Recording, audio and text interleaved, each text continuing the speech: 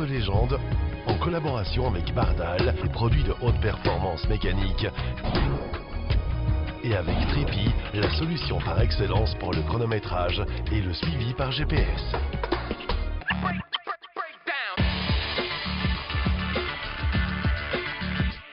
Un programme qui est réalisé en collaboration et en partenariat avec newsclassicracing.com ainsi que le magazine Rétrocourse papier ou web. Donc soyez tous remerciés de votre participation et de votre présence. C'est dans la première quinzaine d'avril que s'est déroulée sous un soleil déjà estival la troisième montée historique de Céreste, organisée par Fossea Productions avec le concours de l'écurie Soleil Classique et avec l'appui inconditionnel de la municipalité cérestaine. À lire la liste des engagés, on avait hâte de voir les autos prestigieuses et les pilotes renommés en conditions de course. Ils étaient au volant de voitures historiques sur ces quelques kilomètres de montée. Céreste, Ceresto en provençal, est une commune française située dans le département des Bouches-du-Rhône, à la limite du département du Var, en région Provence-Alpes-Côte d'Azur. La célèbre course de côte a été pendant de nombreuses années inscrite au calendrier du championnat de France de la montagne. Quelques voitures uniques étaient de la partie, la Peugeot 707 de 1976, la Simca 8 Sport, carrossée par le père de Yannick Dalmas en 1948, la Martini MC 9A de 1971 qui a couru à Brands Hatch aux mains de François Sever, et la Chevrolet B37 qui a gagné ici même en 1975 avec Henri-Paul Magnan au volant. Quelques autos très rares étaient présentes, une Super 7 tout alu de 1971, une barquette CRM ayant participé à la Coupe de l'Avenir dans les années 1970, une MG NA de 1937 venue de Grande-Bretagne et une Samson 2300S de 1965 qui hélas ne pourra prendre le départ à cause de problèmes mécaniques.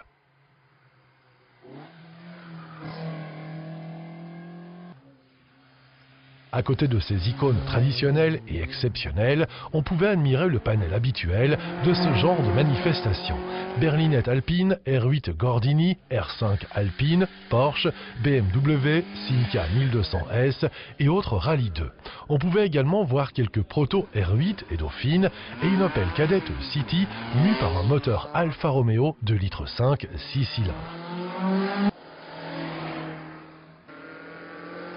Dimanche matin, dès 9h, la première montée était lancée sur les 3,1 km d'un parcours mythique et ludique au revêtement parfait et surveillé par 25 commissaires, tous licenciés FFSA, épaulés par les membres et combien efficaces des CCFF de Céreste. On notait la présence sur le podium de départ d'André Mailloux, le médecin urgentiste qui officie en particulier sur le rallye Monte-Carlo historique.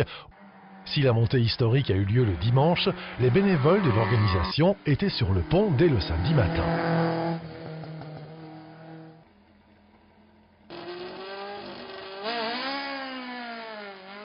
Les deux montées du matin se déroulaient sans problème, devant un nombre déjà important de spectateurs très disciplinés. C'était à souligner, des riverains ravis de voir revivre leur course de côte et très conciliants malgré les désagréments occasionnés par la fermeture de la route. Après une courte pause méridienne, égayée par les fameux papilles de Serge, la première montée de l'après-midi pouvait démarrer sans les commentaires avisés et pertinents de l'inoxydable Kiki Pascal, descendu de ses Hautes-Alpes. Pas d'incident notoire, si ce n'est quelques soucis mécaniques, vite résolus sur la Dauphine de Sébastien Alram, d'embrayage sur la R11 turbo d'Emmanuel Christophe ou de câble d'accélérateur sur la MG NA de Martin Smith. Jean-Pierre Bertos, l'inéralable et compétent directeur de course, donnait le départ de la quatrième et dernière montée sous les commentaires avisés de Jean-Claude Morel, Christian Sounac, Raymond Petroni ou encore Francis Mariani, venus en voisins et amis.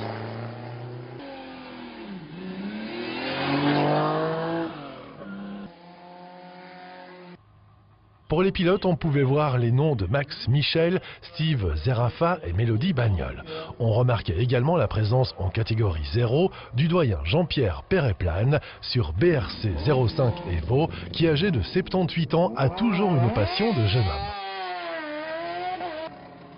Une fois tous les participants rentrés au parc, le traditionnel apéritif, sans alcool, était offert par la municipalité, servi par les indispensables adjoints au maire. Michel Vignal, le président de Fosséa Productions, en profitait pour faire un court débriefing, durant lequel il félicitait les concurrents et remerciait chaudement les bénévoles, les commissaires et les partenaires, dont la mairie de Céreste, le conseil départemental et la police municipale, qui ne se ménagea pas durant tout le week-end pour aider l'organisation, tout comme les services techniques et les CCFF, sans qui cette manifestation ne pourrait pas exister.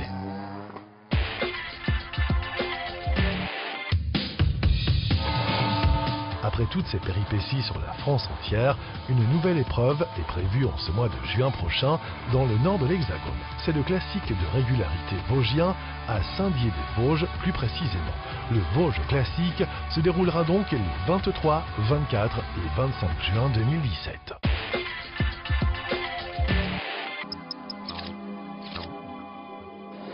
La 14e édition du rallye Costa Brava historique se disputait du 20 au 23 avril 2017 et avait quitté Lloret-des-Mars pour être nouvellement basée dans la cité balnéaire de Palamos.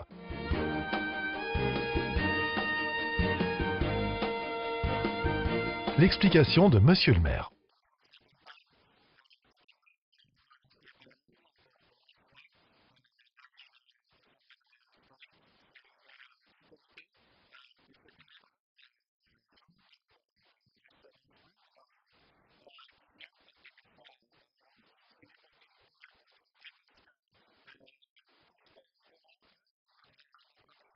Les organisateurs appréciaient les nombreux équipages français venus en voisin.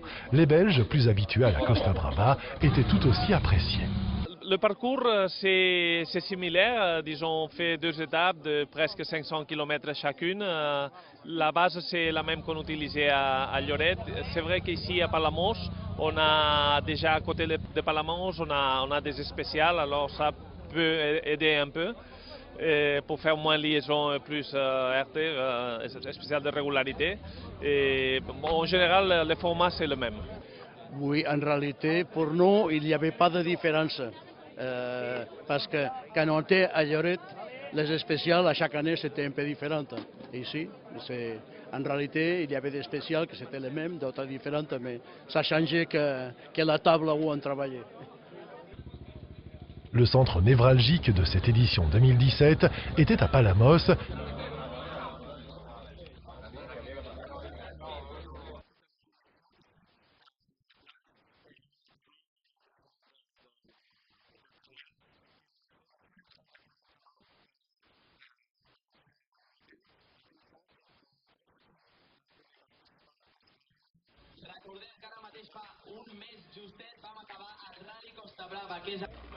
Il vaut mieux que la moyenne ne soit pas trop élevée, mais pour nous on accepte très bien 5 ou 10 km/h de plus pour le plaisir. Mais ceci dit, pour la sécurité, on comprend que les moyennes soient établies comme elles le sont, vraiment. Quadribarra damunt i comença per ells el Rally Costa Brava històric. Benvinguts a Palamós, aquesta vegada sí senyors.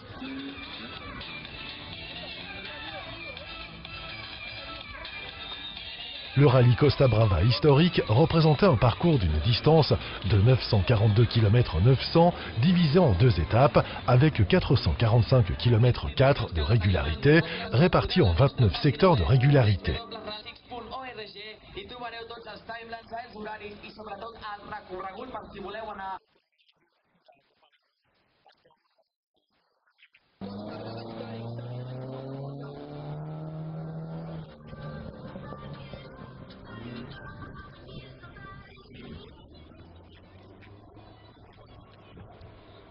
Ils étaient nombreux venus de France, de Belgique, d'Angleterre et d'Italie, sans oublier les autres pays européens, tout aussi présents mais en plus petit nombre, afin de se mesurer aux pilotes espagnols. Le plateau du rallye historique était composé de 80 voitures et d'une vingtaine de motos.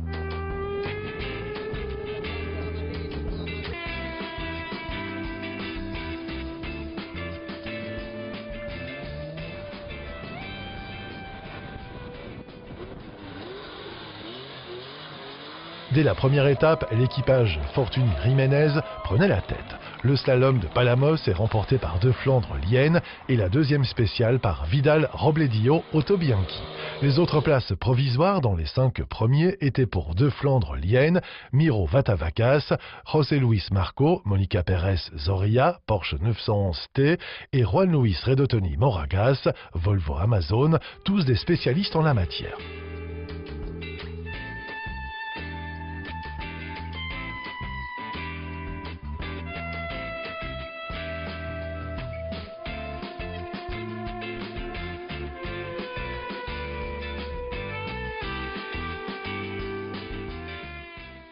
Le premier jour, le vendredi 21, la neutralisation était située à Bagnoles et le deuxième jour, le samedi, à Villadro et à Puigcerdà. La première spéciale spectacle, c'est tout ici, tout ensemble. Mais il y a d'autres villages qui nous aident pour faire le Rallye Costa Brava plus grand, comme c'est à Banyoles hier. On a fait un arrêt à Banyoles. Aujourd'hui, on fera Viladrau et Puigcerdà. Ce sont les 4 villages qui aident pour faire le Rallye Costa Brava. Et on le fait avec 2 étapes, vendredi et samedi. De cette manière, les concurrents ils arrivent le jeudi déjà, on fait un walking tapas rally à pied pour connaître un peu la ville, la gastronomie.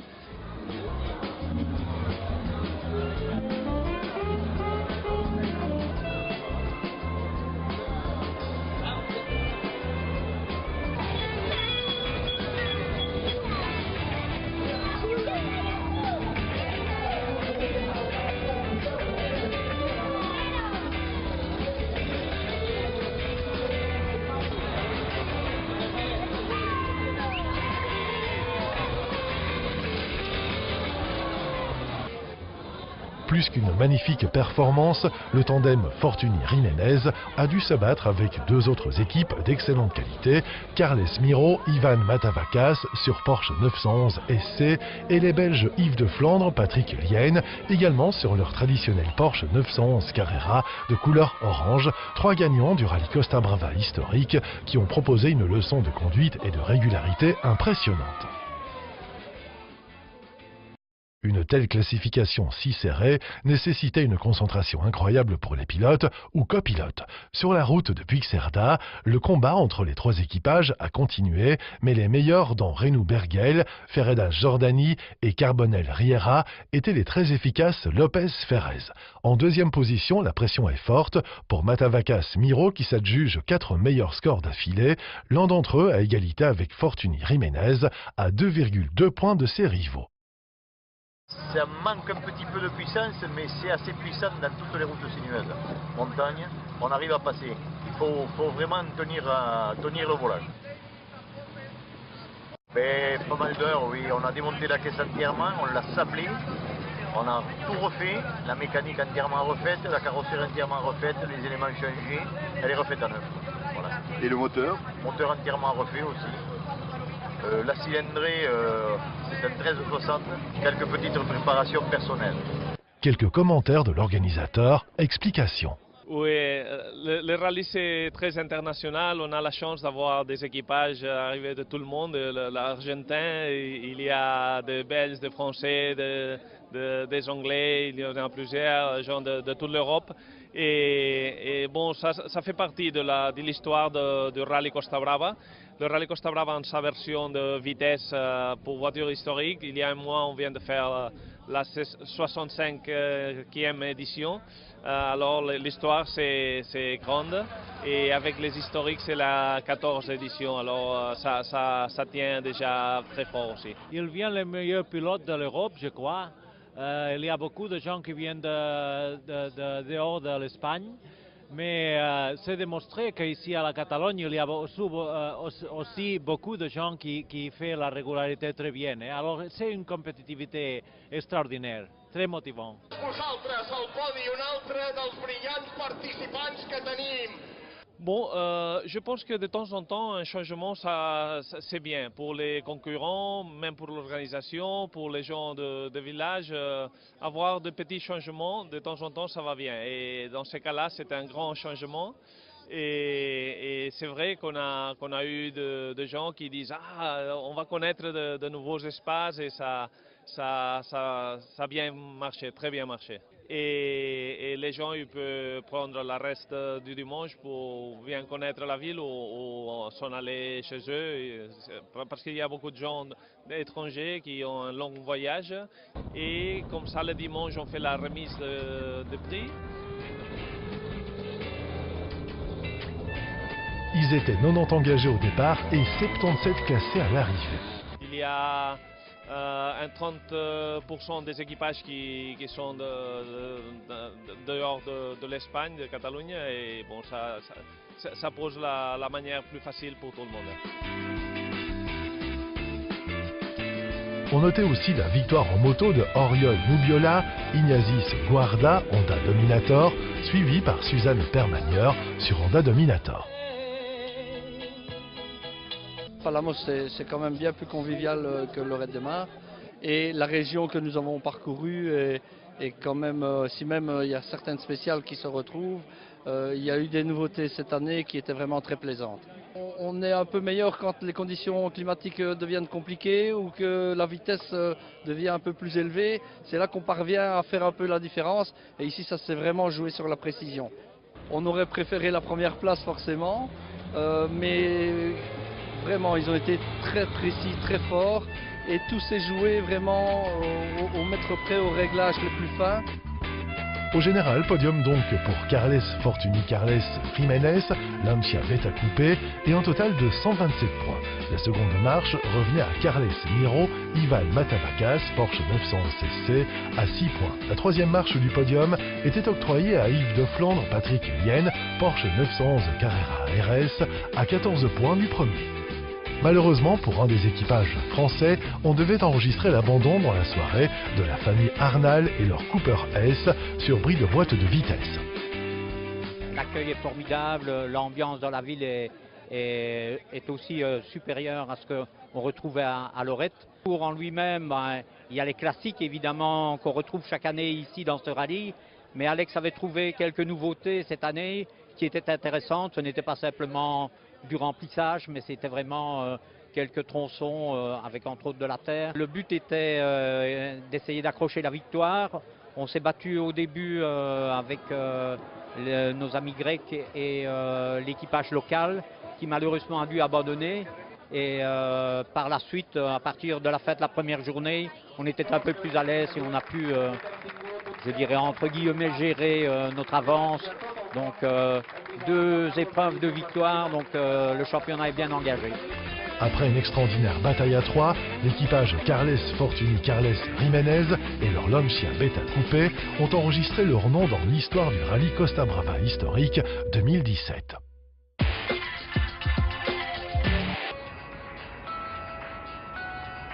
La 26e édition du Tour Auto-Optique 2000 s'est déroulée du 24 au 30 avril 2017 sur un parcours inédit pour les 245 voitures engagées. Après la traditionnelle exposition sous la verrière du Grand Palais à Paris, et au moment d'observer ces anciens véhicules de course qui s'élançaient pour la première fois du Tour Auto reliant Paris à Saint-Malo en passant par Brou. Un grand gaillard finlandais ouvreur officiel était courtisé de toutes parts entre plusieurs autographes et la marque BMW dont il est l'ambassadeur. Harry Vatanen a pris le temps de répondre à nos questions en bon français et avec simplicité. C'est exceptionnel quand on regarde autour de nous. Les vieux personnes qui viennent vers moi et je vois les étincelles qui sortent de leurs yeux, c'est fantastique. Il a remporté la bagatelle de 65 succès. Un passage obligatoire pour tout pilote et aussi une première participation pour certains. Aujourd'hui, le Tour Auto, c'est l'épreuve mythique des rallyes historiques. Donc j'ai eu l'occasion d'en faire pas mal de rallyes avant et voilà, c'est ce rallye-là qu'il faut faire au moins une fois dans sa vie, quoi. Le peloton quittait Paris dès les premières heures de la matinée et prenait pour la première fois de l'histoire du Tour Auto la direction de la Bretagne pour faire sa première escale à Saint-Malo. Les voitures s'échappaient de la région parisienne pour rejoindre le château de Neuville où était donné le départ officiel de l'émission.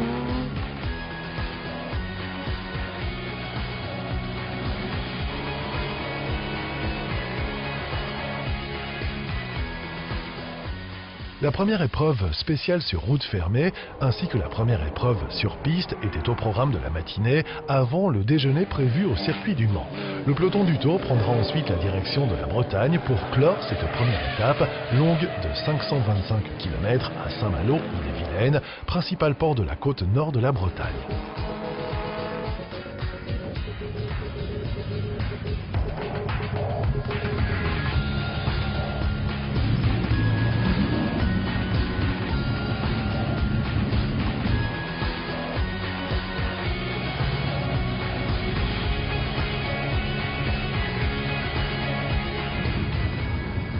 Un temps hivernal avait surpris tous les concurrents lors de cette étape et les commentaires allaient bon train. Une météo de rêve, génial. La neige, on a eu de la grêle. Pas dans une spéciale mais sur le routier. À un moment donné, il y a eu un petit peu de grêle, ça restait sur la route, c'était rigolo comme tout. Mais deux spéciales plutôt compliquées ce matin, oui, franchement compliqué. Oh là! C'était surréaliste. La première spéciale, on est arrivé sous la pluie et ça ressemblait un petit peu à de la neige. Donc spéciale très difficile, on s'est fait une demi-sortie de route, enfin ça a été un peu folklore. Et alors la deuxième spéciale, les 7 premiers kilomètres à l'attaque sur le sec et les 4 derniers kilomètres, il s'est mis à neiger mais à gros flocons. Et là pareil, c'était Holiday on Ice les 4 derniers kilomètres, mais bon, ça, on a géré avec notre vieille guimbarde.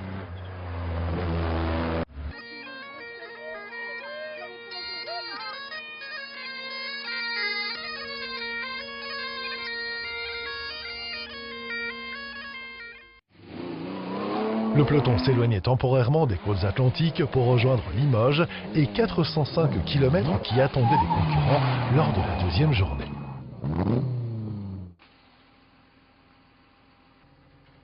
Enfin, après la première spéciale de la journée, il était temps de rejoindre la ville-étape de Limoges et d'écouter aussi les impressions d'un ancien grand champion. Hier c'était excitant, mais en général c'était bien un chouette événement et voir tous ces gens avec leurs belles voitures qui les sortent pour s'amuser et pour les montrer aux spectateurs. Je crois que c'est fantastique pour eux. Les routes étaient belles et le temps est devenu beau. Le roadbook les conduisait sur les routes de la première spéciale de la journée, à laquelle succédera un déjeuner à l'abbaye royale de Celles-sur-Belle, haut lieu culturel dans le sud des Deux-Sèvres. Plus tard, les concurrents du Tour faisaient halte au circuit du Val de Vienne, sinueux et sélectif, pour accomplir des courses en peloton. Au lendemain de la première étape d'échauffement, les concurrents du Tour quittaient Saint-Malo pour rejoindre Nantes après avoir bouclé 519 km et 3 spéciales, 2 le matin et 1 l'après-midi. Le parcours à travers la Bretagne, du nord au sud, conduisait les participants à Port-Louis, dans le Morbihan, ville citadelle et ancien site de la Compagnie des Indes, où ils profitaient de la mer et d'un déjeuner gastronomique. En fin d'après-midi, les premiers concurrents arrivaient au château de Goulaine, datant de la fin du Moyen-Âge, théâtre millénaire de l'arrivée de la deuxième étape du Tour Auto. L'avant-dernière journée constituait également un morceau de choix avec 2 épreuves spéciales sélectives sur route fermée dans la matinée. L'après-midi sera bien occupé avec des courses en peloton sur le circuit d'Albi avant de prendre la direction de la ville rose où les concurrents rejoindront le parc fermé.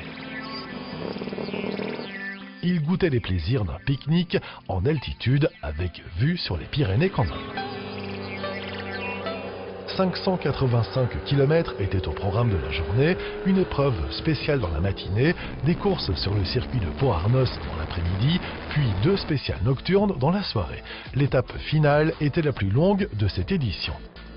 Les réjouissances sur la piste de Pau-Arnos étant terminées, les équipages se dirigeaient vers la côte basque et sa ville phare, Biarritz. Ils n'en avaient pas encore terminé en effet. Après quelques heures de répit, tous reprenaient le volant en direction des routes de l'arrière-pays pour un parcours nocturne ponctué par 2 épreuves spéciales et une arrivée célébrée dans la nuit de samedi à dimanche à Biarritz. Le commentaire de James Cottingham, vainqueur de ce Tour Auto 2017, était bien modeste. Ce n'est pas aussi simple de le faire avec une GT40. Tout le monde croyait que c'était fou de participer avec cette voiture et de terminer. C'est un peu incroyable. Même vis-à-vis des autres participants et organisateurs, on est bien fiers de participer à cet événement.